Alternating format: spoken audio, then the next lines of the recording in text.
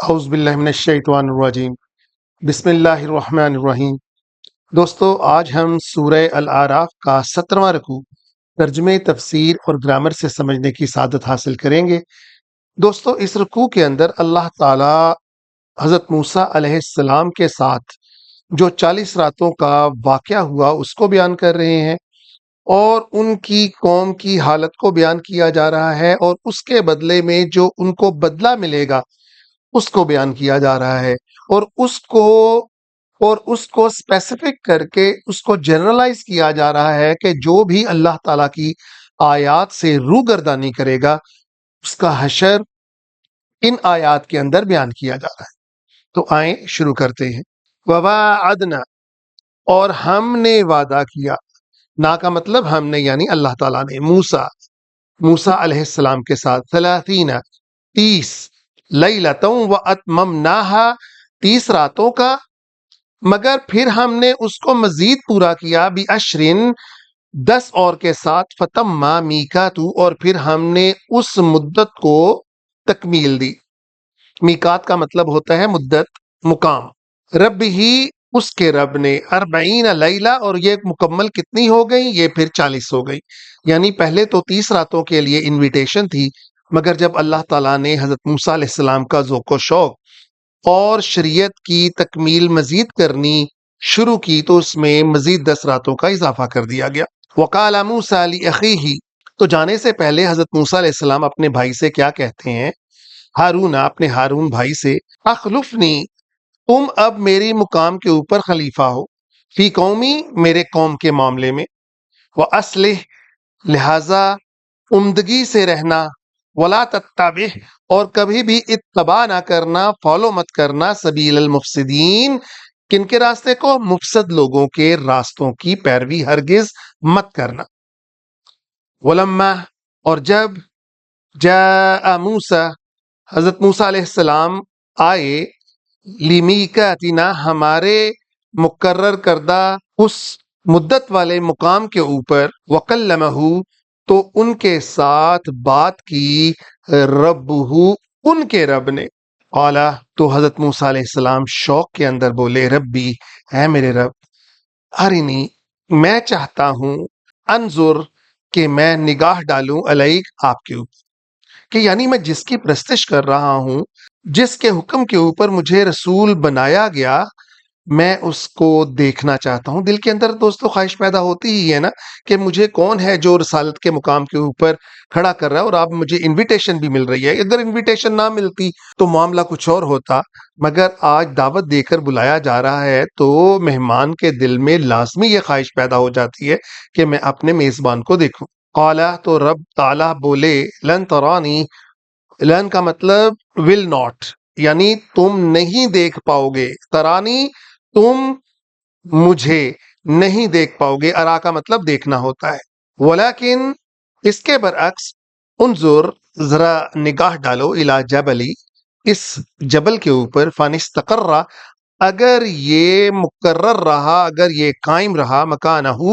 اپنی جگہ کے اوپر، فسوف کا مطلب بھی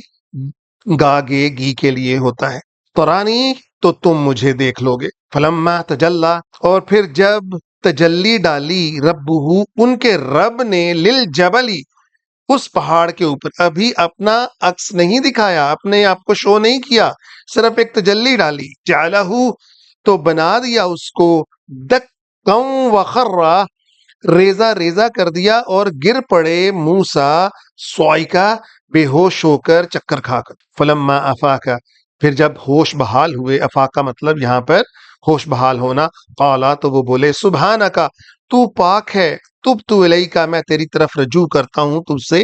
تائب ہوتا ہوں، وانا اول المؤمنین، اور میں پہلے مومنوں میں سے ہوا، قال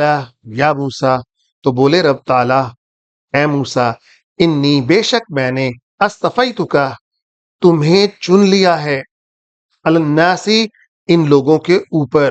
برسالتی، اپنے پیغام کے ساتھ، وبکلامی، اور اپنے کلام کے ساتھ، یہ میری طرف سے تمہیں ایک نعمت ملی ہے کہ میں تم سے آج ہم کلام ہو رہا ہوں، اور اور تمہیں یہ شرف بخش رہا ہوں کہ تم میری دی گئی رسالت کے مطابق میرے پیغام کو لوگوں تک پہنچاؤ۔ فخذ، اسے تھام لو، ما آتیتک،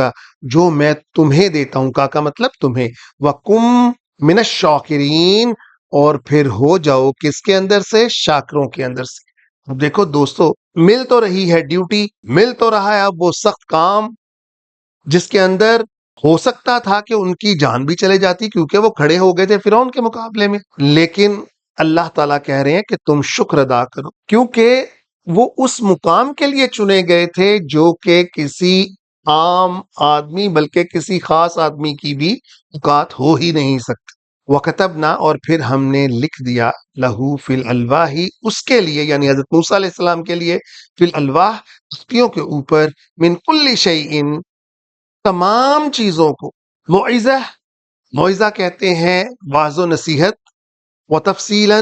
وتفصیلا لکل شیء، اور پھر اس میں ڈال دی تھی ہر چیز کی تفصیل۔ دوستو کہنے کو تو وہ چند تختیاں تھیں، مگر وہ اس قدر زبردست کلام تھا کہ اس کے اندر تمام چیزوں کی تشریح موجود تھی۔ فخذها، کر لو انہیں، بقوت وامر، پوری قوت کے ساتھ، اور حکم کرو اور آرڈر کرو جا کر قوم کا، اپنی قوم کو، یا خودو، کہ وہ بھی اس کو پکڑیں، تھامیں، بِأَحْسَنِهَا، اپنی بیسٹ انداز کے اندر۔ یعنی رسول کے لیے تو کوئی چارہ ہوتا ہی نہیں کہ وہ اس کو کسی لحاظ سے ترک کر سکیں، لہٰذا وہاں پر رسول کو کہا جا رہا ہے، حضرت موسیٰ علیہ السلام کو کہا جا رہا ہے کہ تم تھام لو، لیکن قوم کو کہا جا رہا ہے اپنے جتنی بھی تم سے ہو سکتا ہے اپنا دا بیسٹ شو کرو اس کے اندر، کیونکہ وہ کبھی بھی حضرت موسیٰ علیہ السلام کی طرح تو پیروی کر ہی نہیں سکتے تھے نئے کام کی۔ سأریکم، سا کا مطلب گاگے گی، میں تمہیں دکھاؤں گا، دار الفاسقین، کن کا گھر؟ گمراہوں کا گھر۔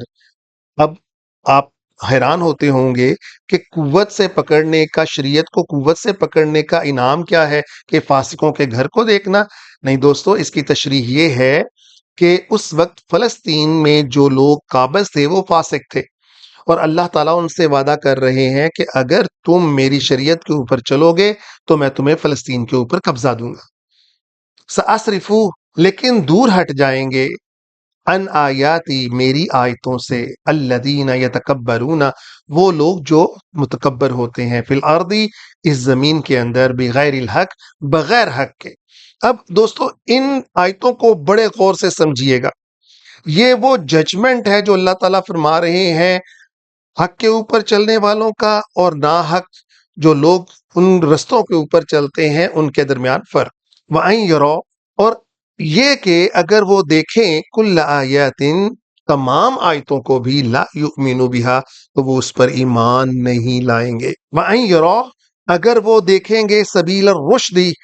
سیدھے رستے کو، ہدایت والے رستے کو، لا یتخذوہ سبیلا، وہ ہرگز اس کو اپنا رستہ نہیں بنائیں گے۔ وَأَن يَرَوْا سَبِيلَ الْغَيِّ، لیکن اس کے برعکس جب وہ گمراہوں کا رستہ دیکھیں گے، یتخذوہ، وہ اس کو تھام لیں گے، سبیلا، اس رستے کو۔ ذَلِكَ بِأَنَّهُمْ كَذَّبُوا بِآيَاتِنَا، یہ ہے وہ طریقہ جس طرح وہ میری آیتوں کو جھٹلاتے ہیں۔ اب دوستو منہ سے تو ہم کہہ دیتے ہیں کہ ہم تو اللہ کی آیتوں کو نہیں جھٹلاتے، لیکن اللہ تعالیٰ نے یہ معیار مقرر کر دیا کہ جب وہ میری آیتوں کو دیکھیں گے ایمان نہیں لائیں گے، جب میرے رستے کی بات ہوگی اس پر نہیں چلیں گے، جب گمراہوں کے رستے کی بات ہوگی تو اس پر بھاگ کر چلیں گے۔ تو دوستو آج ہم دیکھ لیں اپنے آپ کو کہ ہم کدھر جا رہے ہیں اور کن رستوں کے اوپر چل رہے ہیں۔ پھر دیکھیں، ذَلِكَ بِأَنَّهُمْ، یہی وہ طریقہ ہے کہ وہ کذبوا بآیاتنا، ہماری آیتوں کو جھٹلاتے ہیں، وکانوا، اور ہو جاتے ہیں، انہا، ان کے بارے میں، غافلین، غافلوں کے اندر۔ والذین کذبوا، اور پھر اللہ تعالیٰ فرماتے ہیں جو لوگ جھٹلاتے ہیں، بآیاتنا، میری آیتوں کو، میری نشانیوں کو، ولقاء الآخرہ، اور اس ملاقات کو یعنی آخرت کی ملاقات کو، دیکھیں جی وہی جھٹلائے گا نا اللہ کی نشانیوں کو جو آخرت پہ یقین نہیں رکھتا، تو پھر اللہ کیا کریں گے؟ حابطت اعمالہم، ان کے تمام اعمال غارت کر دیں گے۔ بل یجزون، اور پھر ہوگا کیا؟ کیا ہوگا ان کا بدلہ؟ الا ما كانوا يعملون، ما سوائے اس کے کہ جو وہ عمل کرتے رہے، یعنی جس طرح سے وہ عمل کریں گے پھر اسی طرح سے ان کو بدلہ دے دیا جائے گا۔ تو یا اللہ ہمیں نیک عمل کرنے والوں کے اندر شامل فرمانا، وآخر دعوانا الحمدللہ رب العالمین. يا نفس إن لم تظفري لا تجزعي